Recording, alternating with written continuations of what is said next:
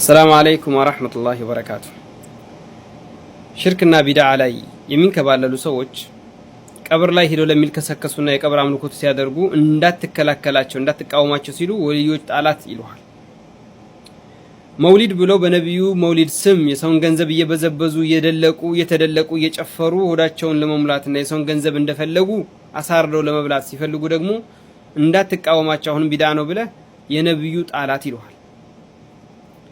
ሰላዋት እናረጋለን ፋቲሃ እንቀራለን ብለው ሰው ሲሞት ገንዘብ እየሰበሰቡ እያሳረዱ ድንኳን አስጥለው እንዳይበሉ ደግሞ መብላት እንዳትከላከላቸው እንዳትቃወማቸው ምን ይሉሃል? ቀድመው አንተ የሰላዋት ጣላት ይሉሃል። እነዚህን ሁሉ የሚያደርጉት የራሳቸውን ጥቅምን ለማስቀደም ነው እንጂ በሸሪዓ ጉዳይ ላይ ይሄ ነገር ኑሮ አይደለም። ኢኽዋኖች ደግሞ በተቃራኒው ሁሉን አንድ ነን ይላል።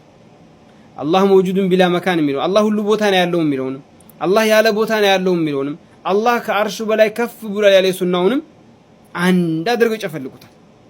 አረ እንዳውም አላህ ዓለም ውስጥም የለም ከዓለም ውጭም የለም ላ ዳኺል العالم ولا خارجه የሚሉትንም አንድ ነው ይላል። ቀብር ሼኽና ሁሴን ድረሱልኝ አንድነን አትንኩን ይላሉ። ልክ ስነካቸው አንተ አንድነት በታኝ ይሉሃል።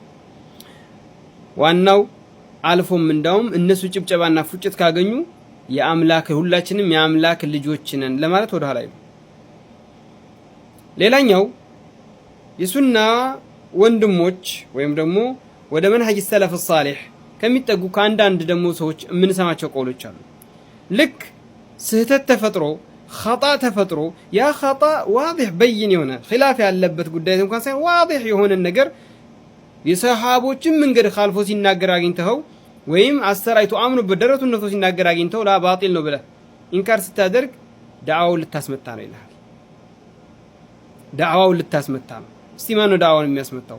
ከሰሃቦች መንገድ የወጣ ነገር ነው ያመጣው አካል ነው ወይስ ወደ ሰሃቦች መንገድ ተመለስ ያለው አካል ነው ያስመታው? ልክ ደግሞ በሌላም በኩል ላሙአኸዛና ይሄንን ቀውል እስካሁን አልተጠቀምኩም ለመጠቀም እገደዳለሁ። ሌላ እምነት ተከታዮችን ወደ እስልምና ለመጥራትም እንደዚሁ 6 ወር ኮርስ ሰጥተው ይለቃሉ። በራሳቸው እንዳመኑት ማለት ነው። 6 ወር ኮርስ ሰጥተው ሲለቁ ሴቶችን ይለቃሉ። በብልግና ቃሎች እንደሚናገሩ ካሁን በፊት አይተናቸዋል። የብልግና ጾታዊ ጉዳይን እንዴት እንደሚናገሩ ቡኻሪ ላይ ያሉ ሐዲሶችን እንዴት እንደሚያስተባብሉ ያም አልፎ እነዚህ ኮርስ እየሰጡ ሴቶች እንደዚህ የሚለቁ ሚስቶቻቸውን አይለቁም። እሺ ብለው ሚስቶቻቸውን ኮርስ አይደለ የ6 ወር አይደለም 6 ዓመት አስተምራ አይለቁም። እሺ ብለው ምክንያቱም ከለቀቁ ምን እንደምንላቸው ያውቃሉ። ሴትን ሚስታቸውን ከወንድ ጋር ተከራከሪ ብሎ ሚዲያ ላይ ቢለቃት ደዩስ እንደምንለው ያውቃል፣ ወይም ደዩስ እንደሚባል ያውቃል። አያደርገው ነገር ግን እነዚህኞቹ ይለቃል። ጉዳዩ እሱ አይደለም። ይሄን ነገር እንዳታስተባብል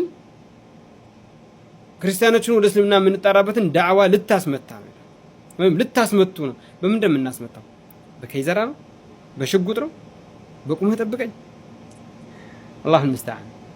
የተሰራን ስህተትን መቃወም ካቃታችሁ ባጢል ነው ማለት ካቃታችሁ ዳዕዋ ልታስመታ ነው፣ ምክር ልታስመታ ነው። ማንም አይመታም፣ ወላሂ ማንም አይመታም። ኢንማ የሚመታው መሀይሙ ባጢልን እንደ ሐቅ ቀባብታችሁ በሸሪዓ ላይ ያለን የለም ትብላችሁ በሸሪዓ ላይ የሌለን ነገር አለ ብላችሁ ስታስቀምጡ ሸሪዓ የማይፈቅደውን ነገር እንደሚፈቅድ አድርጋችሁ ስታደርጉት ያንን ቦታ ላይ ሐይራ ውስጥ ይገባል የማያቅሰው።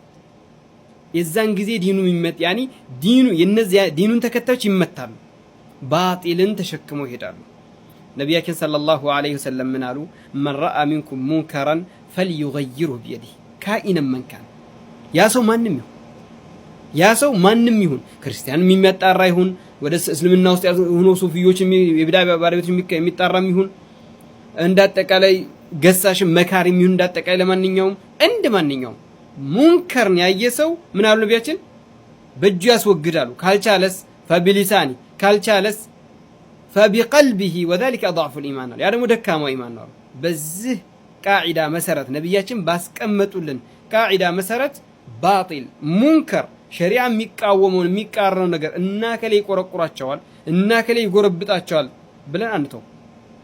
የሚተውም ካለ ወይም ደግሞ ብዙ የሚሰድበኛል ብዙ የሚዘልፈኛል ብሎ የሚተውም ካለ ቃለ ረሱሉላህ ሰለላሁ ዐለይሂ ወሰለም መን التمس رضا الناس بسخط الله سخط الله عليه واسخط عليه الناس نسعى لارضاء رب العزه من الرواراطو يا الله ውዴታ ለማግኘት እንጂ ሰዎች ውዴታ አይደለም ከሰዎችም ጥቅም ተፈልጎ አይደለም ስለዚህ የአላህን ዲን አላህ ያደነገገውን ሸሪዓ የሚቃረንና ኸጣን ሙንከርን የሚያደርግን ካየን አከሌ ስለሆነ ብለን የምናልፈው ጉዳይ የለም ባጢል ነው ይታቀባል አልታቀብም ካለ ወማ على الرسول الا البلاغ በከይዘራ አይደለም በከይዘራ በዱላ በቡጤ በቦክስ አይደለም انما وما على الرسول الا البلاغ فستذكرون ما اقول لكم وافوض امري الى الله ان الله بصير بالعباد ይሄ ነው ሐቂቃው ማለት